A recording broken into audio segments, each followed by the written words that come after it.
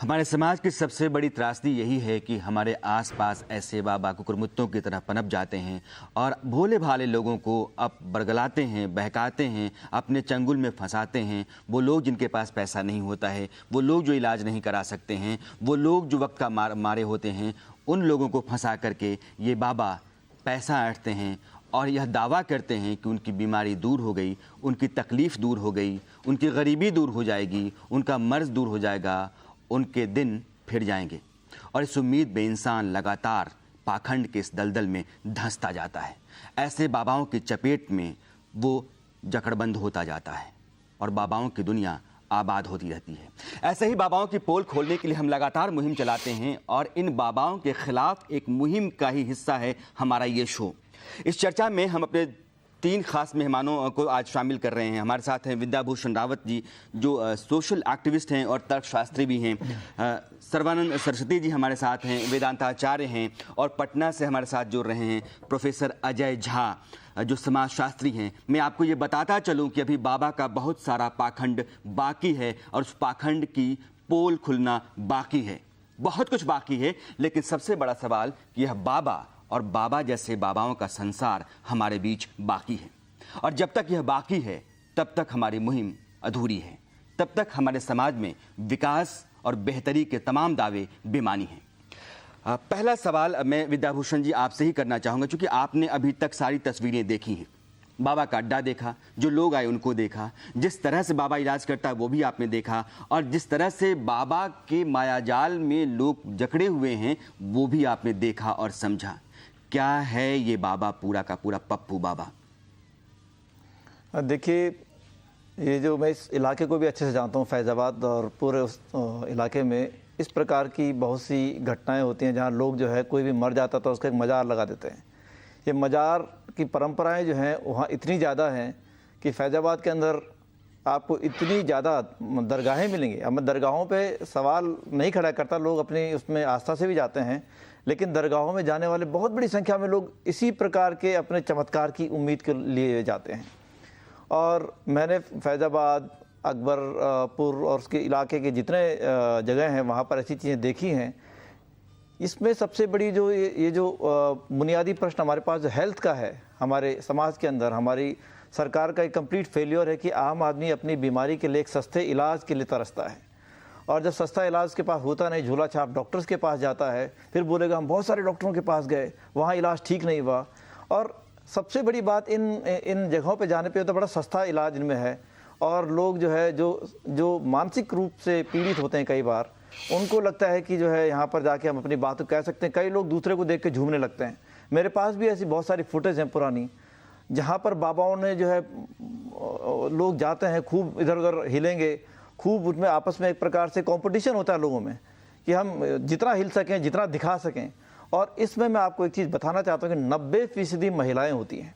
जी, जो तस्वीरें हमारे पास हैं वो तस्वीरें भी इस बात की तस्दीक करती हैं कि इस बाबा के पास जितने भी लोग आते हैं उनमें से ज़्यादातर महिलाएं होती हैं। देश के कस्बाई इलाकों में, गांव में इस तरह के बाबा अक्सर पैदा होते हैं। और यह बाबा जो राजकुमार प्रजापति था वो अचानक पप्पू बाबा हो जाता है।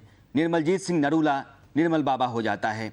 और ऐसे लोग, निर्मलजीत सिंह नरूला जो कि देश में, समाज में जो अच्छा खासा तबका माना जाता है, जो पढ़ा लिखा तबका माना जाता है, जिसके पास अपनी सोच और समझ होती है, वो तबका भी इन बाबाओं के चक्कर में आता है। और यह बाबा प्रजापति, राजकुमार प्रजापति, जिसको आप पप्पू बाबा कहते हैं, यह बाबा फैज़ाबाद के एक इलाके में अपनी दुकान चलाता है, धंधा चलाता है और बहुत बड़ी आबादी को उसने अपनी चपेट में ले रखा है। मैं इसलिए कह रहा हूं कि चपेट में है क्योंकि इन लोगों की आंखों पर अंधविश्वास की पट्टी पड़ी हुई है। इनमें से बहुत सारे लोग गंभीर बीमारियों की चपेट में हैं, उनका इलाज ज़रूरी है, डॉक्टरी इलाज ज़रूरी है। प्रोफेसर झा, जो तस्वीरें हमने आपको दिखाई हैं आपने भी देखी होंगी, महिलाएं ज़्यादातर जाती हैं। लेकिन मैं सिर्फ आपसे ये पूछना चाहता हूं कि देश में अचानक कोई भी बाबा पनपता है और रातों रात, क्योंकि इसमें होता ये है कि एक ईश्वरीय शक्ति का हवाला दे करके आप इलाज करते हैं। वो निर्मल बाबा हों तो उनके पास भी एक थर्ड आई, एक सिक्स सेंस होता है, वो चलता है। पॉल दिनाकरन वो प्रार्थना करते हैं, उसके बाद आपका कष्ट निवारण हो जाता है। यह बाबा पप्पू बाबा कहता है कि मैं प्रार्थना करूंगा और आपका कष्ट अभी दूर हो जाएगा। तो ऐसे बाबाओं की जमात जिस समाज में पैदा होती है, वो एक बुनियादी सवाल खड़ा करता है कि किस तरह का समाज और किस तरह की व्यवस्था हमने इस आजाद हिंदुस्तान में खड़ा की।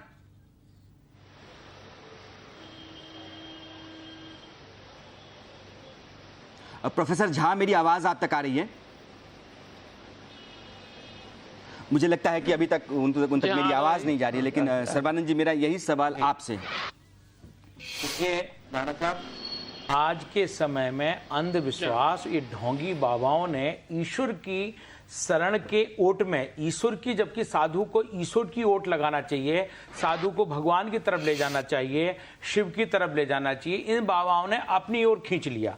और अपनी ओर खींचने का कारण क्या है? साइकोलॉजिकल, उनके ऊपर ये कहा कि मेरे ऊपर शिव आते हैं, मेरे ऊपर शक्तियां आती, मेरे ऊपर कृपा आती है। वो कृपा के माध्यम से व्यक्ति गुमराह हो जाता है।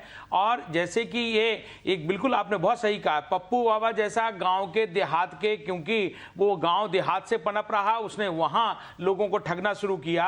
उसी तरह से शहर के कई बाबा शहर के मार्केटिंग के हिसाब से वो शहर के पढ़े लिखे लोगों को गुमराह करते हैं। लेकिन इनमें एक ही तथ्य आपने देखा होगा, गुमराह करने वाले, अंधविश्वास में जाने वाले लोग वही हैं जो ईश्वर को विश्वास करते हैं। क्योंकि वो सोचते हैं कि शायद मैं इलाज कराने के न बजाय एक बाबा के पास पहुंच गया, उनके पास कोई मिरेकल शक्ति होगी जिससे कि मैं ठीक हो जाऊंगा। आज तक ना कोई ठीक हुआ है। जब आप 100-200 लोग वहां पहुंचते हैं, उसी में पहुंचने में क्या होता है कि झूम करके 2-4 लोग इन्हीं के कहने लगते, मैं ठीक हो गया, मैं ठीक हो गया, मेरे को ये हो गया। तो इसी तरह से ये एक दूसरे से लिंक जुड़ता चला। साइकोलॉजी में इसको लोग मास हिस्टीरिया भी कहते हैं। लेकिन एक आम आदमी जो पढ़ा लिखा नहीं है, वो 8वीं पास आदमी है, वो है राजकुमार प्रजापति, इसकी जिंदगी क्या रही है, कैसी रही है, कैसे है आदमी पप्पू बाबा बना, ये भी हम आपको बताएंगे। लेकिन प्रोफेसर झा, मैं आपके पास, पहला सवाल आपने मेरा सुना नहीं था, मुझे लगता है कि मेरी आवाज आप तक पहुंच रही होगी। इस समाज में, जिस समाज में हम रहते हैं, पप्पू बाबा जैसे लोग पैदा होते हैं। और जो सबसे खतरनाक बात है वो ये है कि किसी तीसरी शक्ति का हवाला देकर के, ईश्वरीय दैवीय शक्ति का हवाला देकर के वैसे लोगों का इलाज करने का दावा करते हैं जिन लोगों को गंभीर बीमारियां होती हैं। जो लोग मौत के ठीक सामने खड़े होते हैं, उनका इलाज बहुत जरूरी होता है, लेकिन वो डॉक्टरी इलाज नहीं करा पाते हैं, डॉक्टर के पास नहीं जाते हैं, वो ऐसे बाबाओं के पास जाते हैं और फिर उनके सामने कुछ और नहीं बचता है मौत के सिवा। तो क्या अपने आप में एक बड़ा अपराध नहीं ऐसे बाबाओं का पैदा होना और समाज में रहना?